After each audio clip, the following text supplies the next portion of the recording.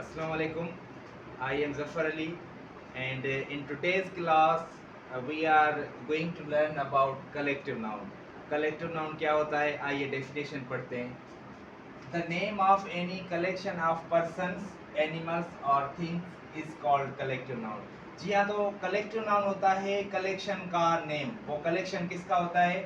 इंसानों का भी हो सकता है, जानवरों का भी हो सकता है और चीज़ों का भी हो सकता है. इंसानों का, जानवरों का और चीज़ों का जो कलेक्शन होता है, जो ग्रुप होता है, उसके लिए जो हम नेम इस्तेमाल करते हैं उसको हम कलेक्टिव नाउन कहते हैं. कैसे, आइए एग्जांपल्स में देखते हैं. देखिए, नंबर 1 है फ्लॉक ऑफ बर्ड्स. बर्ड्स का जो ग्रुप होता है या जो कलेक्शन होता है उसको आप इंग्लिश में फ्लॉक बोलते हैं. तो जी हाँ, ये जो फ्लॉक है ये हमारा कलेक्टिव नाउन है. ये बर्ड्स के कलेक्शन को दिया गया नेम है.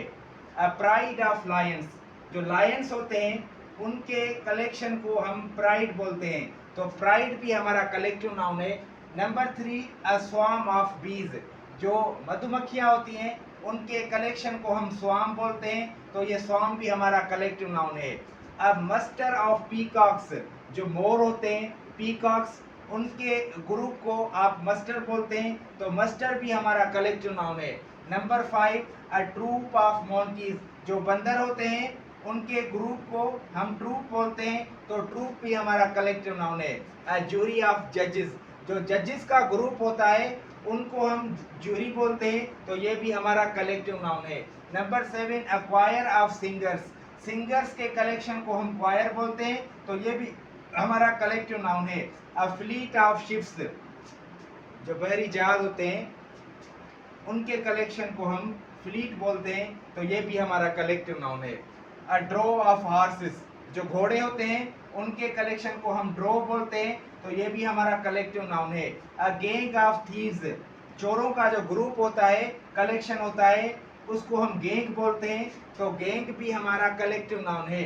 अ ब्रूड ऑफ हेन्स, जो मुर्गियाँ होती हैं, हेन्स, उनके कलेक्शन को हम ब्रूड बोलते हैं. तो ये भी हमारा हो गया collective noun. A murder of crows, a murder of crows एक अजीब लफ्ज है.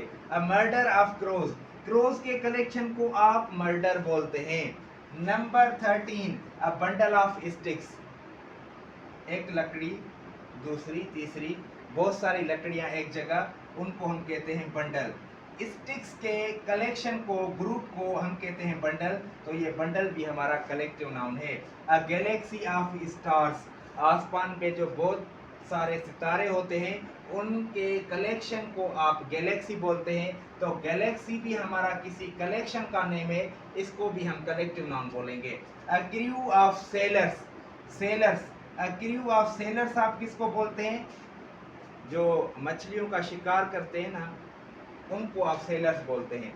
सेलर्स का जो ग्रुप होता है उसको आप क्रू बोलते हैं. तो ये क्रू हमारा कलेक्टिव नाउन है. अब बेवे ऑफ ब्यूटीफुल लेडीज, खूबसूरत जो औरतें होती हैं उनके कलेक्शन को, ग्रुप को आप बेवे बोलते हैं. अ टीम ऑफ प्लेयर्स, जो रांदीगर होते हैं, जो खेल खेलते हैं, उनको आप टीम बोलते हैं. जैसे 11 प्लेयर्स होते हैं, उसको हम कहते हैं ये टीम है. तो टीम उन प्लेयर्स के कलेक्शन का नेम है. अ ड्रोव ऑफ हॉर्सेस, हॉर्सेस के कलेक्शन को हम क्या बोलते हैं? ड्रोव बोलते हैं. अच्छा, ये यहाँ भी लिखा है, यहाँ भी लिखा है, तो ठीक है.